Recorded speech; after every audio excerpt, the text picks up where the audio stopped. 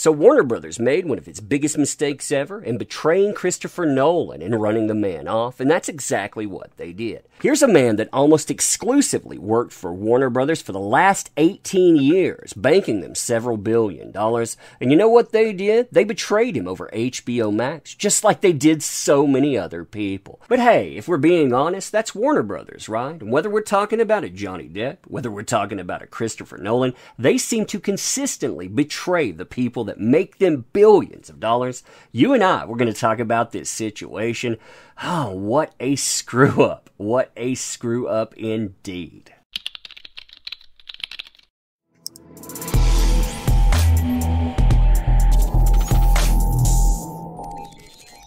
Oh man, so hey there to all you fine folks on this fine day, by the way. I hope you are doing excellently. And to drive this point home about what Warner Brothers is losing with Christopher Nolan, I wanted to bring up a few movies. These are just director credits, mind you. We're not talking about writer. We're not talking about producer here. And look at some of these franchises. Look at how much money they've made. And Warner Brothers, what did they do with that? Oh, they betrayed Christopher Nolan, so many other people, because they wanted to push HBO Max. Now, Christopher Nolan was very vocal about his disdain for HBO Max. Here's a headline from The Hollywood Reporter from December 2020. Christopher Nolan rips HBO Max's quote-unquote worst streaming service, denounces Warner Brothers' plan, stating the following. Some of our industry's biggest filmmakers and most important movie stars went to bed the night before thinking they were working for the greatest movie studio and woke up to find out they were working for the worst streaming service. And Nolan, he wasn't finished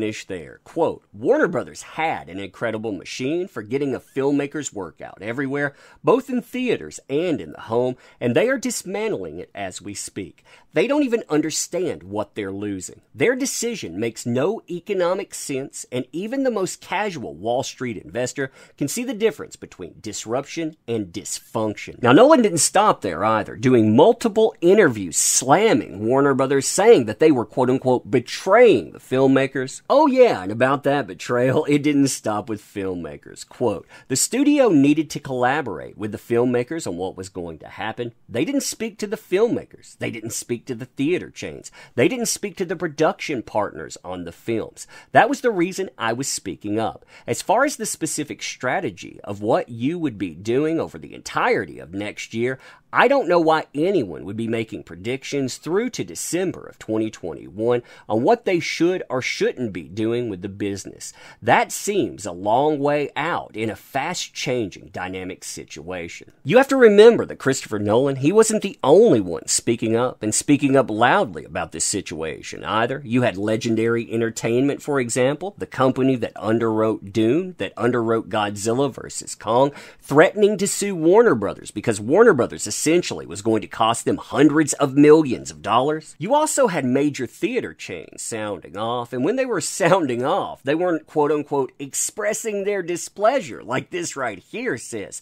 They were saying, if we don't end here, basically, if we rebound from this and you lock us out, we're going to remember what you did, yeah, and we're going to return the favor. Heck, even the Directors Guild of America got involved. You're talking about a guild with 18,000 plus members, and from what I hear from sources, they were getting mighty spicy behind the scenes. And not to give Warner Brothers credit, because this situation, it was a mess, but finally they saw the writing on the wall. They understood that an entire industry, plus theater chains and on, were getting ready to boycott them, and they gave away the proverbial house to make all of this stuff go away. Now, I have to give Christopher Nolan major props here. Why? Because he decided he would stand by the courage of his conviction. See, there were a lot of people that were standing up. They were saying that movies, they need the theatrical experience. That's what they were gearing them for. But when Warner Brothers handed them a sack full of money, they were like, yeah, you know about that. I don't have anything more to say.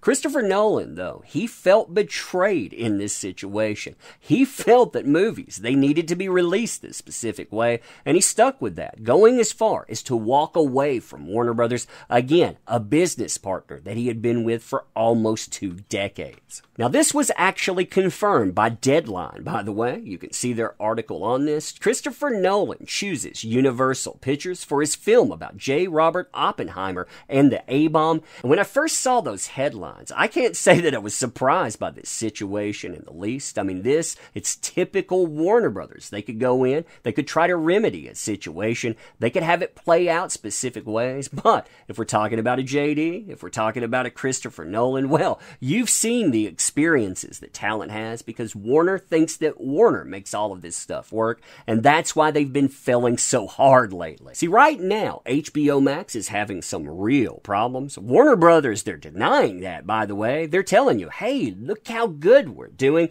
We're adding on 2.8 million U.S. customers. We're adding in numbers way beyond our expectations. But when you remove the HBO numbers from the equation, they're not trying to grow HBO. They're trying to grow HBO Max. Well, look at these numbers here, and you tell me, was it worth everything they had to give away to grow at this level? So HBO Max ended June with 12.08 million retail subscribers, up by 2.39 million from 9.69 million at the end of March and 6.88 million as of the end of 2020.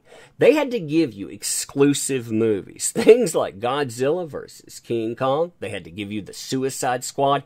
Basically, they end up helping their own movies tank, and they're only growing by a few million subscribers. Yeah, that's not good, is it? That's not good at all. For every positive win that they try to spin, and bless them, they try to spin a lot of them, don't they? For every step forward that they say they're going to take, they take about 12 steps backwards. Here, for example, is a very relevant article. Why? Because this is going to happen today while I'm recording. And when I'm going to drop this is going to cost HBO 5 million subscribers. They were bragging about growth of around 2.69 million subscribers, right? Well, this is going to cost them 2/4 of growth there, but hey, they're winning, right? They're winning. Yeah, when you think about everything that they've managed to give away, all of the talent that they've driven off, all of the people that they've betrayed, Warner Brothers, they have messed up big time. This too, it's just like that Amazon situation, it's just like the Depp situation, in which they could have gone in, they could have remedied these problems, but you know what? They didn't want to. Why? Because they would have to admit fault, and yeah, Warner Brothers, they're not going to do that. They have proven that time and again. Basically, it's everyone's problem but their own. But anyway, let me know what you think about this stuff. And as always, appreciate the heck out of you. You make this stuff work, so thank you.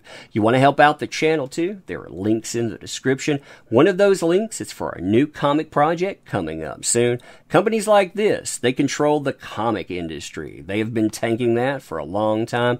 We want to do our own thing? Well, come in and join us. Maybe we can do something better. But anyway, you being here, that matters. So thank you. Appreciate you. See you soon.